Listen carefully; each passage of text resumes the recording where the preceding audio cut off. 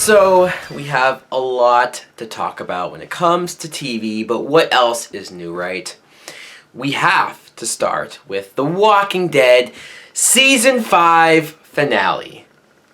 Wow, what an episode to talk about.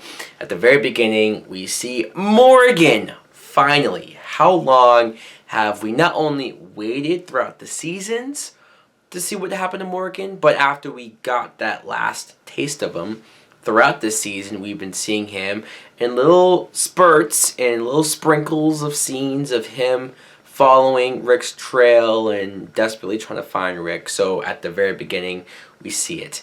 And I enjoyed how he met up with these two guys who are a part of this W gang. We don't know a whole lot more about them, but we know that whatever they do to people, it's fucked up. They capture them, they kill them, I guess, and they do whatever. They were going to do this to Morgan, but no, he was not going to let that happen. He took it to these two guys with his two bamboo-like sticks, and he had these ninja skills and was taking them all out. It was awesome. Morgan being a badass. I liked that. And I also liked finding out that he wasn't involved with them because there was some speculations on whether these W's were a W or maybe an M. But no, that's not the case.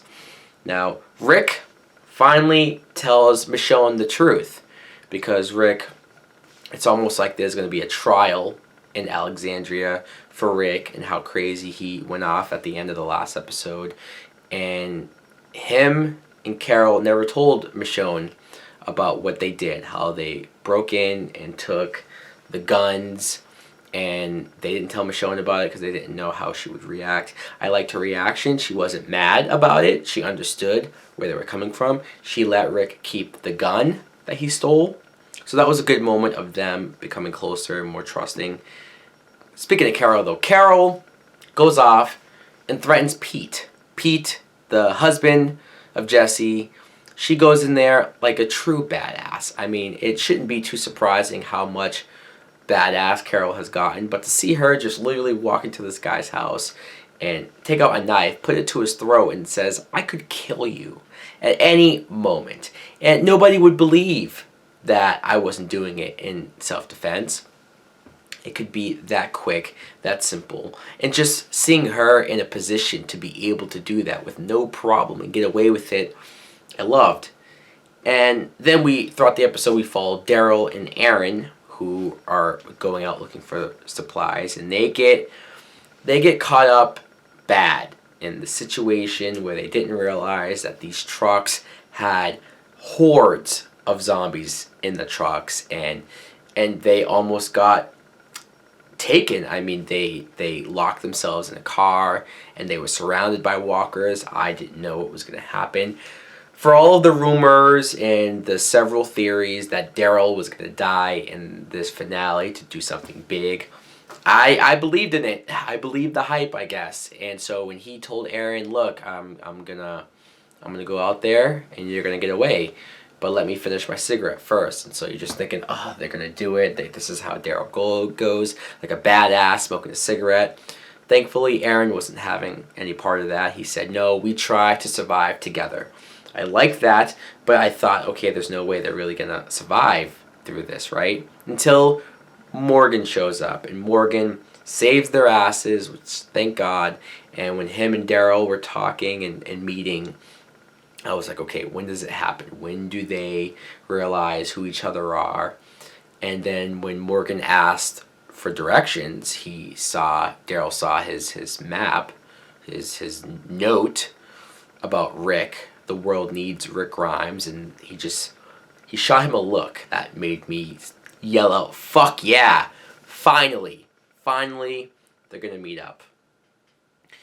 Now, I want to talk about Glenn, who, when he noticed Nicholas sort of sneaking away from Alexandria, he followed him, and then he just gets shot out of nowhere, and I thought, fuck.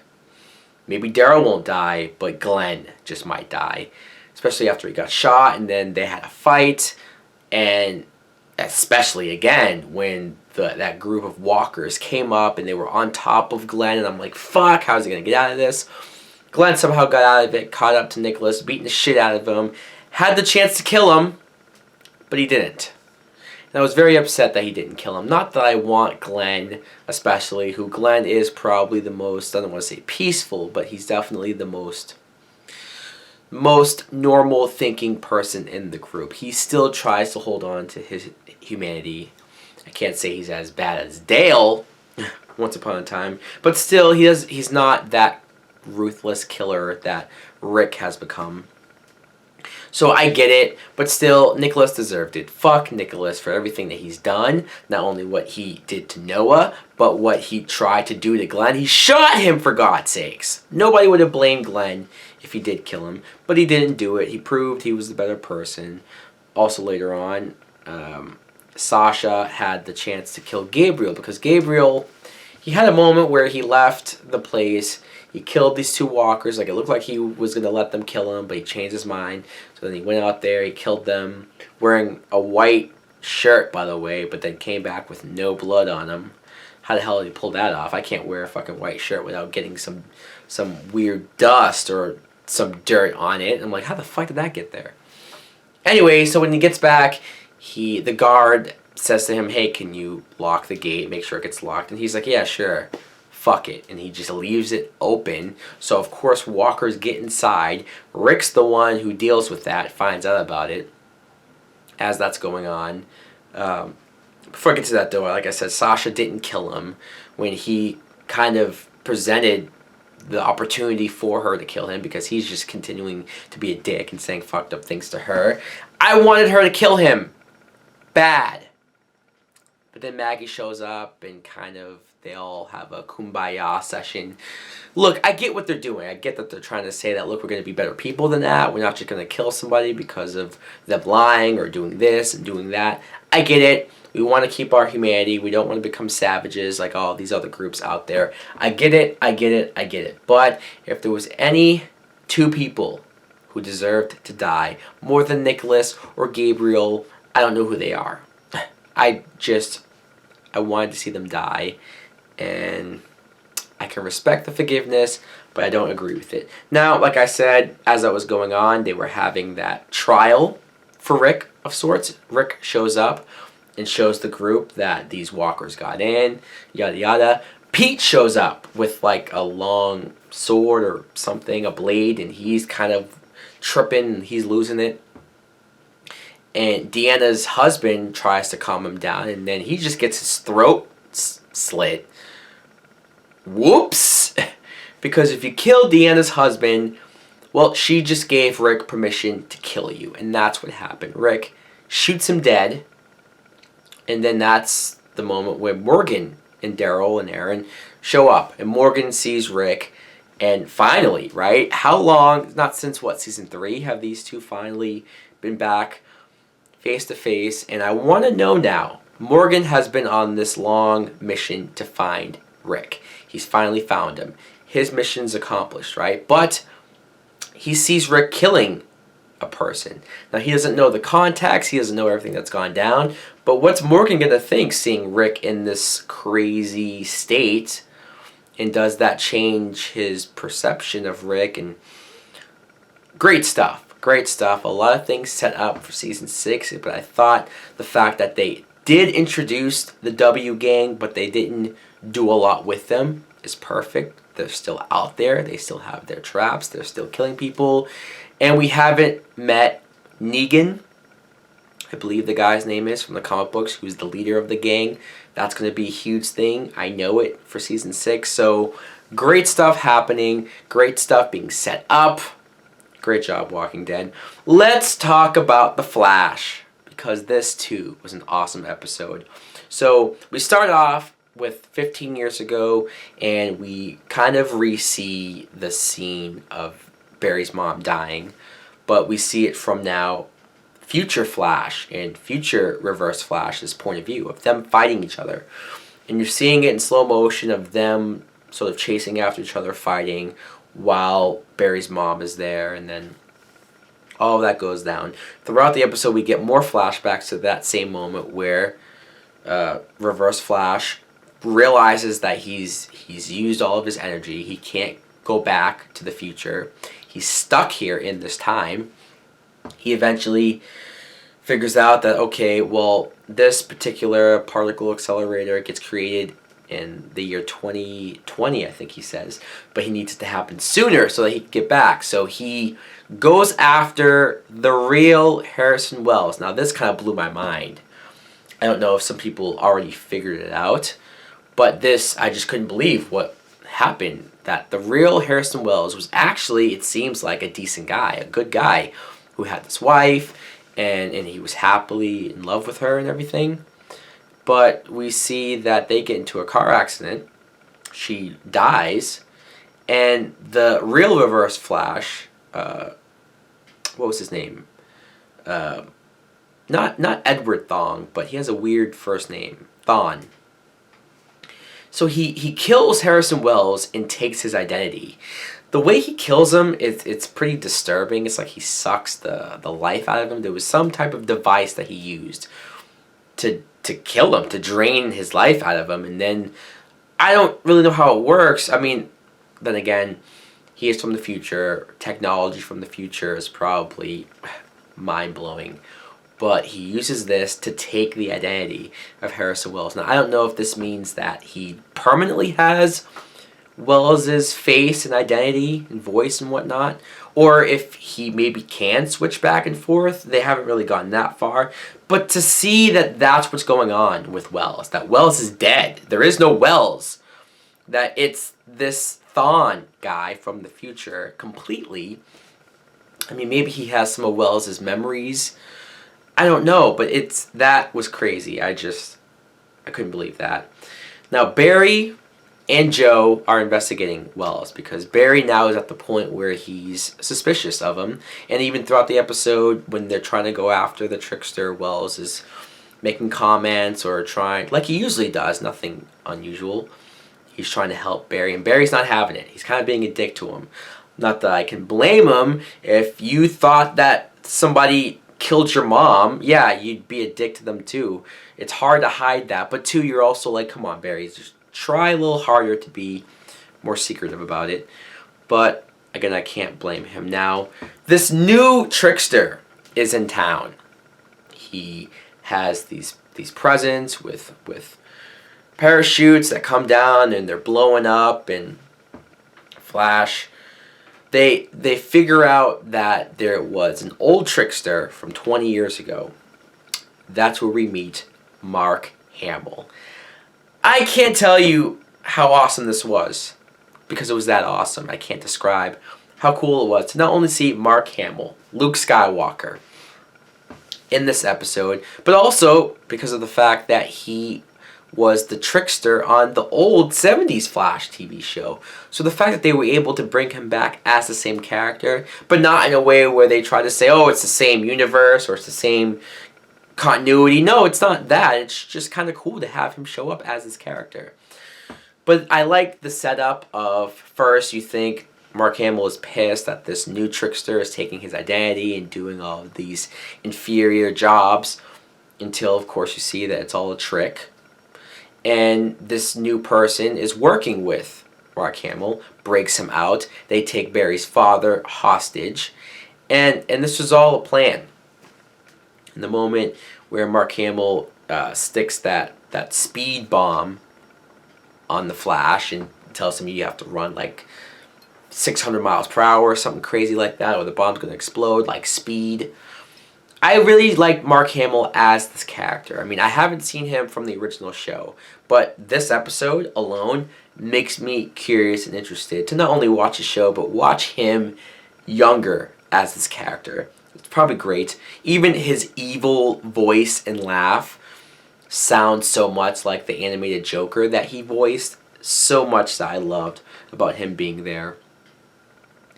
And also I like Barry's father being involved in this plot, being kidnapped by the trickster, because Barry's father, that actor, played the Flash in the show. So just all of that, them together, was too much cool going on. And the very end of the episode ends with Joe and Barry telling Eddie that the truth, tells him everything, that Barry is the Flash, that this is going on with Wells, because I guess they need his help not only with Wells, but more so because Iris is digging too much into this stuff, and they don't want her to get in too deep to where something might happen to her, so let's lie to her. And I don't think Eddie is too thrilled about lying to her, but he goes along with it. I don't know if telling Eddie is the best tactic. It seemed kind of, a little too much, a little too quick to tell him. But I hope it's for the better. I hope that it doesn't go down the dark path that it looks like it's going. Great stuff, though. I love this episode. Agents of S.H.I.E.L.D. Now, speaking of flashbacks, this episode begins with a flashback to seeing the day when Hydra took over, or revealed themselves to S.H.I.E.L.D. and took S.H.I.E.L.D. down. But we see it from the point of view of Mac and Bobby and that side of S.H.I.E.L.D. And Mac, I had this thought beforehand, but especially in this episode, I kept looking at Mac and thinking, he just looks like a good Luke Cage, right? I mean, he has the look, he has the build, he has that presence, like he looks like a comic book character. Maybe his character Mac is from the comics, I don't know. But he looks like a Luke Cage. I couldn't stop thinking about that. And then, obviously, Bobby has her badass moments in those flashbacks of taking people out. But I was very happy to see Lucy Lawless back, since it's a flashback. But I was more upset, though, to know that they really did kill her in that first episode. What a gigantic waste. Because she was cool in these flashbacks. She was badass. She seemed like she could have been, I don't want to say a leader, but just one of their more experienced agents. And she's a great actress. Like, why would you get rid of her? Unless they couldn't keep her for longer. I just don't get why they killed her in the first episode, because it reminded me how much I missed her in this one episode. And I like the moment in the present day when Coulson basically figures Mac out. He's on to him. And he's like, okay, something's not up. They have all the agents on him. And even May goes after Bobby. The fight that May and Bobby have was amazing. You have these two badass female characters going at it, trained assassins, great fight, and you had a cool moment where Simmons caught Bobby. I mean, sure, it was only for a few seconds because then the gas came in and took everybody out, but just Simmons outsmarting her. She wasn't gonna fight her or out physical her, so she was going through her tools and she was making her hold them, and then eventually it stunned her. So I just like that. And Mac also helped Fitz, which was cool because I'm kind of looking at this real S.H.I.E.L.D. as the bad guys. They're saying they're the good guys. I understand where they're coming from to a certain extent. To them, you have Skye, who has these inhuman powers, and so she could be dangerous. And you have Coulson, who does have alien DNA in him, and they don't know if he can be trusted. The problem I have, though, with this is that they keep saying that, oh, we're doing this for S.H.I.E.L.D., or we're doing this under Fury's orders. Where it's like, hello, Fury appointed Coulson as the director of S.H.I.E.L.D. How can they override that? Sure, they could say, like they were saying, that Fury, his actions, his secrets caused all this, but that's bullshit. Come on, nobody knew about Hydra being directly in S.H.I.E.L.D. If that didn't happen, then none of this happens. So I think Fury making Coulson the director, that overtakes anything that this group is doing. I don't care what they say. I love that May came in like a super bitch, and I mean that in the most complimentary of ways. I do not mean disrespect in that. I just mean she came in like a BA, like a badass, coming in, shooting officers with an icer gun. She's not killing them. And she got Coulson out of there. Got him to escape. That was great. Took one for the team. Sky in the cabin by herself. I feel bad for her at the moment where she's sort of Skyping with Simmons, and she's alone. She's by herself. It sucks. It's a shitty situation. Gordon shows up to talk to her about the whole Inhuman thing and how there's others like her and he can help her, but he's not going to forcefully take her. It's whenever she wants the help. And not too long after that, that's when the real S.H.I.E.L.D. comes in to grab Sky, and she's running away. She had a cool badass fight with one of the officers. I like that Sky is capable to take care of herself. And then that's when her powers sort of happen, and it was a very cool effects moment. Great effects here where the vibrations come out of her hand, the tree blows up, even one of the branches goes into one of the guys. Bobby sees everything. Gordon shows up like fucking Nightcrawler with his teleporting ability. Tells her, alright, is you ready? And he leaves with her. She's gone. So that's kind of how the episode ends. They had a stinger scene where Hunter meets up with Coulson, and they're basically regrouping what to do next. I love this episode. I think Agents of S.H.I.E.L.D., similar to the first season, right? Where they had a good first episode, in my opinion. Season 1 and Season 2 both had good first episodes. Then it kind of got slow. And then it kind of just like nothing interesting was happening. But then once the mid-season finale happens for both seasons, the rest of it is great. Cool stuff is happening. Awesome stuff. I really can't complain about Agents of S.H.I.E.L.D. anymore. So, alright, let's get now to the main event. Arrow. Because I just got done watching Arrow. And I couldn't wait to talk about it. Okay, so at the very beginning, they were recapping what happened in the last episode, but I don't remember them showing this. Maybe somebody can tell me if I'm wrong. But I don't remember them showing Ray Palmer get shot with an arrow. I remember that Maceo had a shot on Felicity, and then I thought the episode ended. But here, it's like they continue, and Ray jumps in front to tackle her out of the way, and then you pull away and Ray was shot in like the chest. I'm like, fuck. So then you see him in the hospital, and they say that the problem is if they perform surgery on him, he might die from a blood clot, or if they don't perform surgery on him, then he might have brain damage. I'm like, okay, so he's gonna die either way. I certainly wasn't expecting that. But then eventually he throws out a suggestion that he has this nanotechnology to where he can, it's like he has these small cells that go into his body and get out everything that's wrong with him. Which was a very cool callback to the Adam character from the comic books, who he can literally shrink himself to the size of a cell to go inside somebody's body and do something like that. I watched an episode the other day of Batman Brave and the Bold where he did that for Batman, shrunk himself and went into his body to clean the cells out. So the fact that we can do it in a slightly more realistic way, I mean, it is kind of out there, but still, it was a cool callback to the character, the comic book character. It did work. It saved his life. So that was cool. We saw Felicity's mom, who was just as hot as I remember.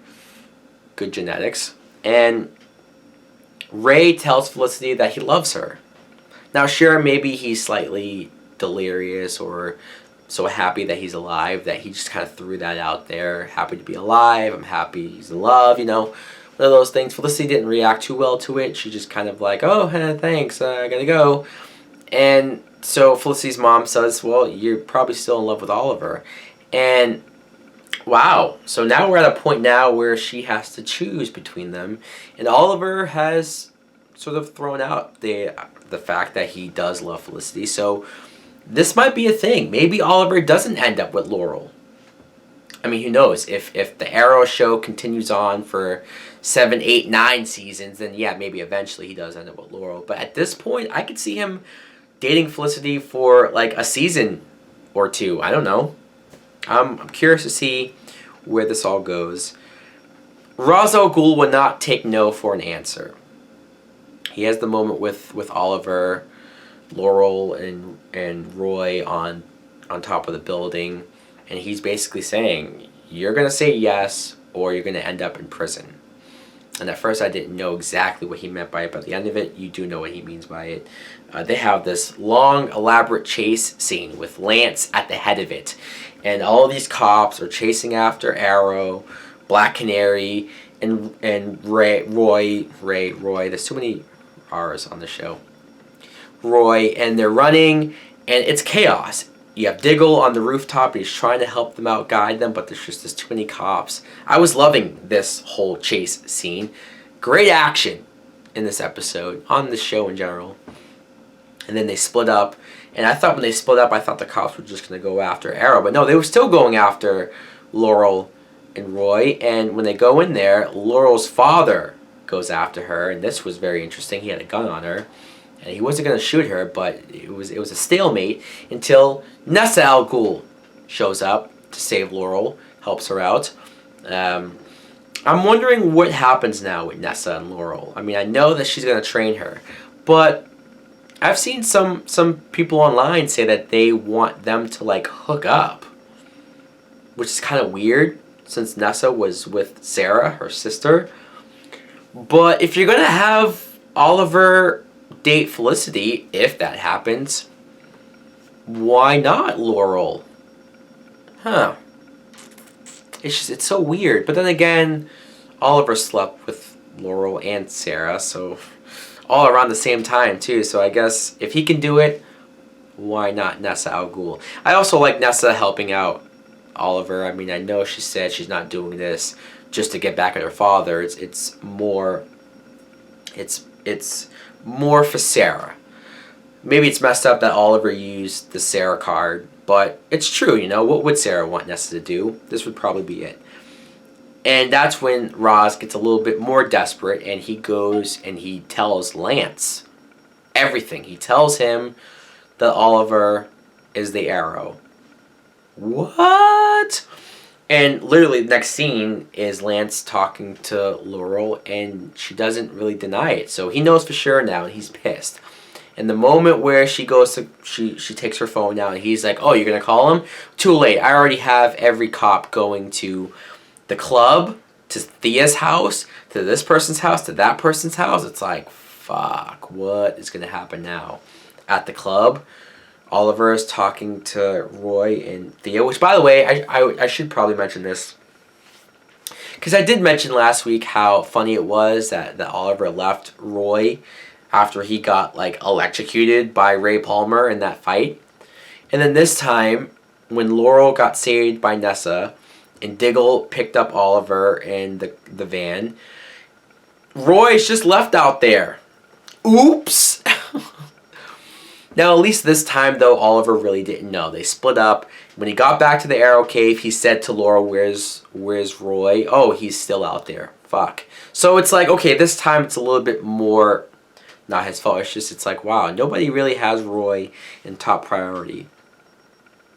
Now, after this scene where Roy is talking to Thea, he's saying how he felt like he almost wanted to get caught as punishment because he still feels guilty about what he did to the cop last season.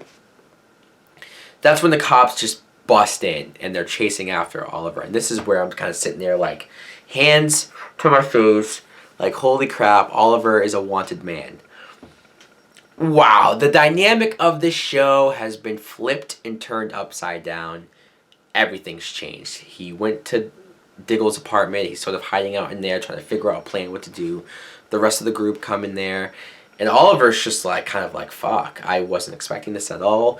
I made sure this didn't happen in season 1 where he did that whole thing. And even they mentioned, oh, can we have Diggle dress up like you again? It's like, no, that's not going to work. And so what does Oliver do? He turns himself in. Again, something I was not expecting. This whole episode felt like so much was happening so fast. So fast to the point where I couldn't even process everything. It's almost like I need to rewatch this episode or think about it some more before I truly realize how awesome this was. Because right now it's just like I'm touching on all of this happening. But he just walks into the police station, turns himself in, And then the group goes to him and says, what are you doing? This is bad. You're going to wind up put away. And it's like, fuck, what do you do now? Our hero is in custody. How is this going to end? When Roy says, we can't leave him like this. We need to do something. And so it ends with Roy dressed up like the Arrow, taking the fall. He says, you have the wrong man. Oliver's not the Arrow. I am. Pulls the hood back. It's Roy. Wow. So Roy gets arrested. Oliver gives him a look like, what the fuck are you doing? But judging from the previews to the next episode, which isn't until like another 2 or 3 weeks, damn it! I can't wait. Flash and Arrow, I can't wait. But, he says he's doing this as like a favor. You saved my life, so now I'm saving yours. So, I mean, I get it. Roy is insanely loyal to this group, which is why I needed to comment on the fact that they weren't really helping their brother out. But Roy doing this is big, is huge for him. I don't know what happens to him now. I hope it's not just like, okay, so he's gone in prison now. He's bye-bye. I hope that's not the case. But a great way to end the episode. Really enjoyed it. I should mention the flashbacks, because the cliffhanger of the flashbacks last episode was, it looks like Oliver saw Shadow in Japan. Or is it China? Fuck, I don't remember. Well, it wasn't Shadow, it was her twin sister, which I gotta admit, I did kind of roll my eyes and say, like, okay, we've already done the whole, like, this person died and that person died, like, with, Sarah and Laurel so many times that I didn't want this to be a thing. But it seems like it was only for the one episode. And, like, I like this actress, so it was kind of cool to see her back. I'd much rather it be this than, like, Shadow survived somehow. That would have been stupid. Shadow got shot in the fucking head. So, okay, it's a way to do it. But more so with Oliver telling her the truth. It was a theme, the truth. It was a theme in the episode, so I got why they did it, and I liked it. So what more can I say? Great episodes all the way around. None of these shows that I'm watching are like a stinker. There's nothing bad going on TV right now. Lucky us, right? Anyways, guys, let me know in the comments below, what do you think of some of these episodes of these TV shows that you might be watching as well. Thanks for watching. Like, comment, subscribe. Later.